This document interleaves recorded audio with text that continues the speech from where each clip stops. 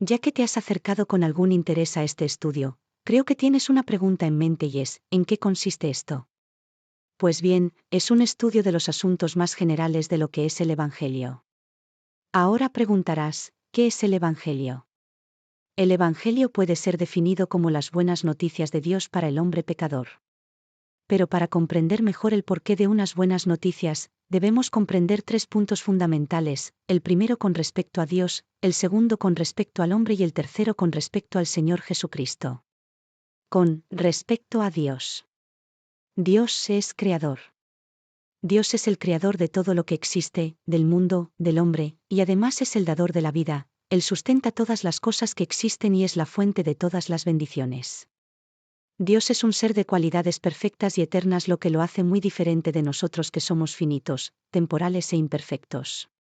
Ya que Dios es creador de todo, el hombre es una criatura suya y como tal, le debe todo reconocimiento, toda admiración y toda la gloria y alabanza. Dios es Señor Todopoderoso. Pero Dios es Señor, es decir, dueño y jefe del universo.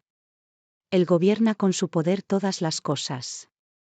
De acuerdo a sus leyes es regido el mundo, incluido el hombre. Los planes divinos son llevados a cabo inalterablemente. Sus leyes son perfectas, no podemos encontrar la menor debilidad en todo lo que Él ordena. El hecho que Dios sea dueño y Señor universal, pero que además sea justo y santo, requiere del hombre toda obediencia y toda sumisión, pues el hombre, a la luz de este hecho, es visto como un siervo deudor.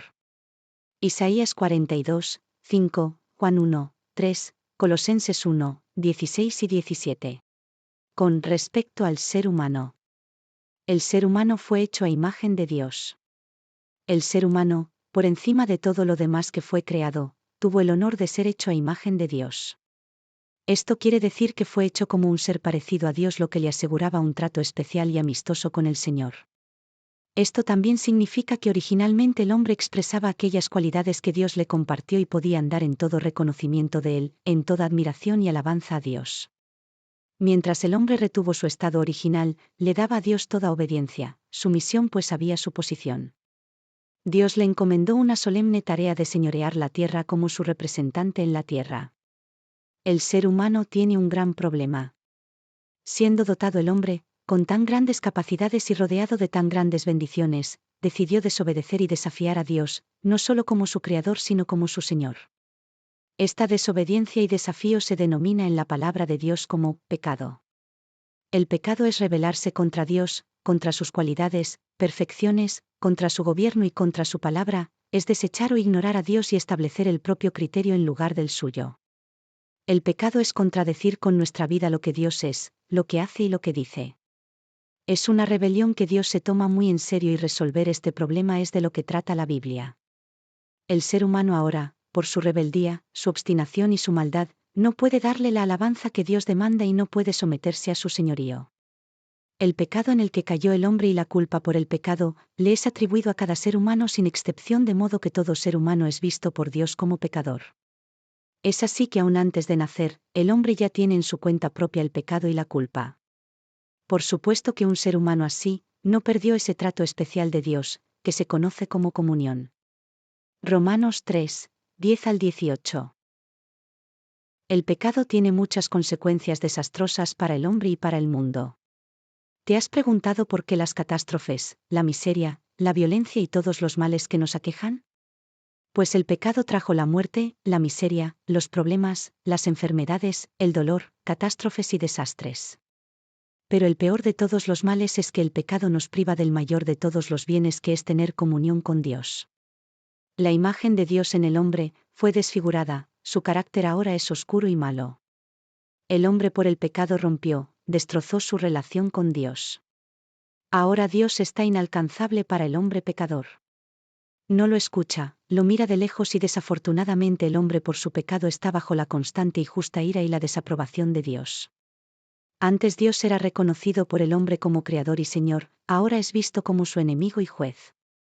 Génesis 3, 16 al 18, Ezequiel 18, 4 y 20, Gálatas 5, 19 al 21. Con respecto al Señor Jesucristo. El Señor Jesucristo vino de parte de Dios Padre para remediar esta situación.